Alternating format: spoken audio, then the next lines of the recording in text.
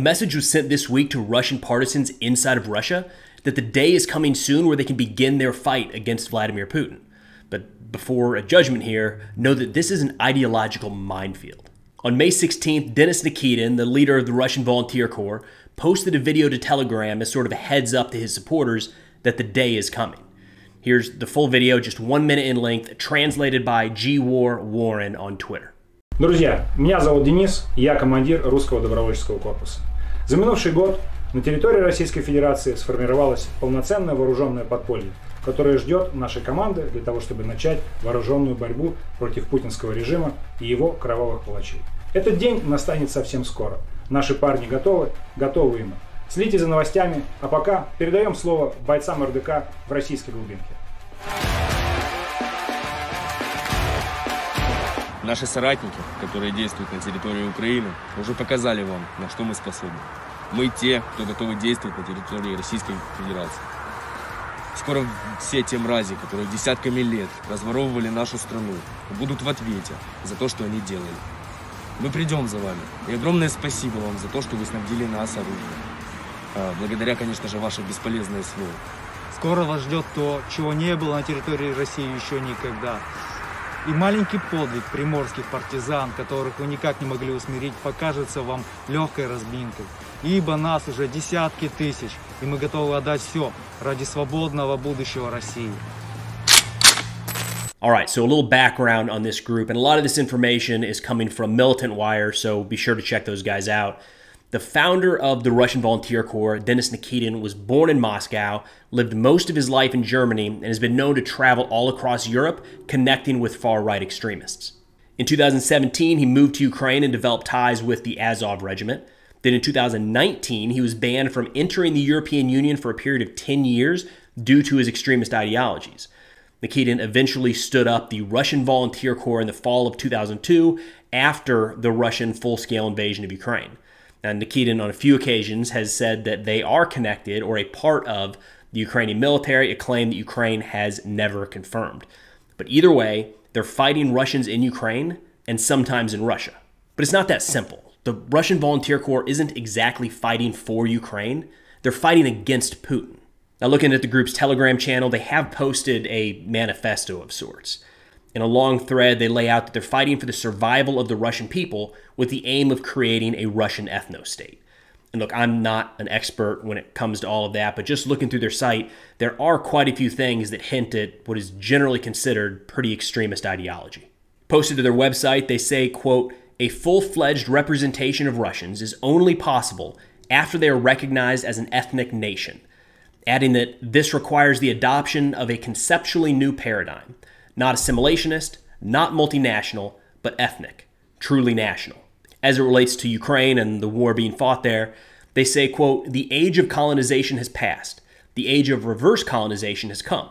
Russians need to reassess their role because the current war is due to the fact that Ukrainians are always enemies of Imperial Russians, but they have never been the enemies of ethnic Russians," end quote. There's a lot there, and it's kind of messy. So overall, the Russian Volunteer Corps wants to end the war in Ukraine, wants to topple or replace the existing Russian leadership, but the plan then is to establish a Russian ethno-state.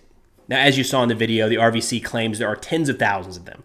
I've not really seen any studies that have been able to really dial in that number, and understandably so. I mean, they talk about how they have forces both in Ukraine and in Russia, so even if we had a perfect head count of all of the RVC members in Ukraine, there's no way we're going to get a solid tally of partisans inside of Russia.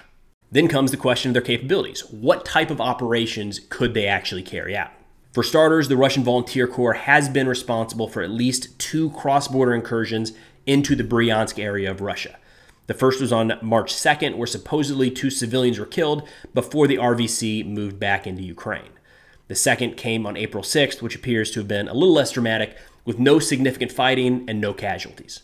Now, they are pretty well armed, at least the group in Ukraine. As you saw, they thanked Russia in that video for arming them through the special military operation, and that's something that Militant Wire did a bit of a deep dive on. On March 7th, Militant Wire presented a series of pictures showing Russian Volunteer Corps fighters with standard AK-style weapons, PKMs, RPGs, and RPKs. So essentially what you would expect from a light fighting force. Now, while it wasn't shown, given the volume of anti-tank guided missiles and man-pads in theater, it's probably safe to assume that the RVC has gotten their hands on at least a few of each. So there you have it. There's been a lot of talk about Russian partisans and what would happen if the Russian people rise up, and here's a group talking about doing just that. But they're steeped in neo-Nazi ideology. War's messy. There's another story here that I want to talk about, which is either going to be major news here in the next few months or nothing at all. Funds that the U.S. set aside for assisting Ukraine are set to run out sooner than expected, and there's no signs that Congress plans to bridge that gap. Much of this is outlined in a recent Defense One article by Sam Scove, where he says that out of the $48.9 billion in military aid pledged to Ukraine, only $11.3 billion remain, and that's expected to run out in about 4 months, which puts us in September. Not too far out, but there don't appear to be any plans as to what the following package might look like. The reason I say this is either going to be a big story or nothing at all is that any time in the next 4 months, a new aid package could be agreed upon. But at the same time, there's a lot that's going to happen between now and then. The big elephant in the room here is the Ukrainian counteroffensive. How does success or failure on the battlefield translate to future military aid? That's not really clear right now. Then domestically, we're in the middle of a debt ceiling fight, and the 2024 presidential landscape is starting to unfold. There are some pretty stark differences between a lot of the candidates on how to best handle the war in Ukraine, so it's not crazy that this becomes even more of a domestic political debate than it has previously. A recent Brookings poll points to where some of the hesitation might be coming from within the U.S. government. And yes, every poll has its own issues, but for policymakers here in the U.S., I'm sure at least some of them are looking at these numbers when considering their next step. In the poll, a question was asked, how long should the U.S. stay the course in supporting Ukraine? 38% of respondents said as long as it takes, so indefinite. 46% said 1 to 2 years.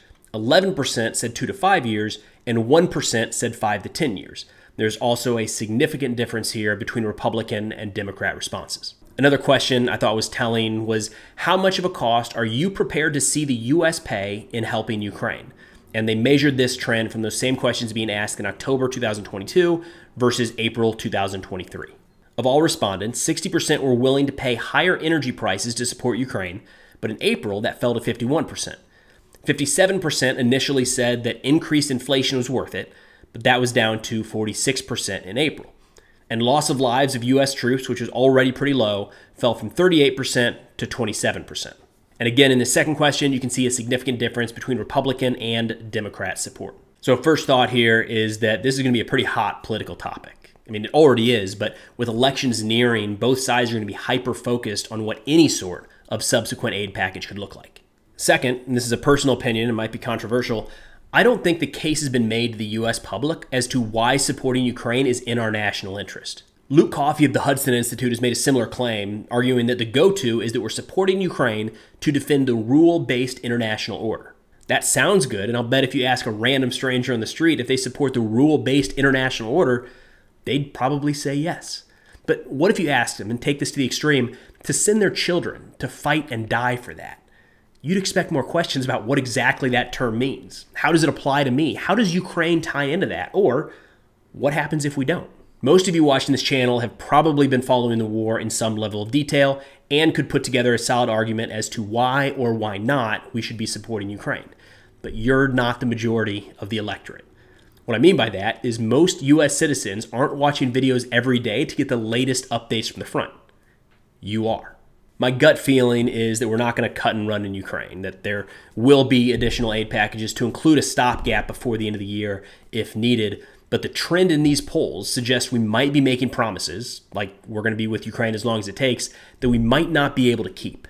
So maybe the increased pushback on continued aid to Ukraine will force a clearer conversation at the national level. The challenge is that foreign policy is never a top item for U.S. elections. There's always something else that drives the vote. And on top of that, geopolitics is complicated and rarely black and white. Overall, my takeaway here is that Ukraine aid is not flying under the radar. It's getting a lot of attention and probably will for some time, which is a good thing. Anytime we're committing resources and money towards something, I like that it's getting attention and not just happening without us knowing about it. Now, with the initial aid package, the government generally had popular support for that plan, and there wasn't really much public debate. This time around is probably going to be different. But that's all I got for now. Don't forget to check out Militant Wire in the video description below. Just an awesome resource to dig into some of the nuanced aspects of not just the war in Ukraine, but conflicts all around the world. Thanks for watching. We'll see y'all next time.